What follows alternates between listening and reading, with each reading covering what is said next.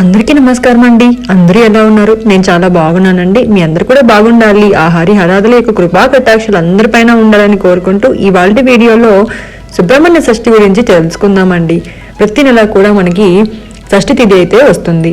కానీ మార్గశిర మాసంలో వచ్చే షష్ఠినే మనము శుద్ధ షష్ఠినే సుబ్రహ్మణ్యేశ్వర షష్ఠి అని, స్కంద షష్ఠి అని, సుబ్బరాయుడు షష్ఠి అని, షణ్ముఖోత్పత్తి అని కూడా అంటారు.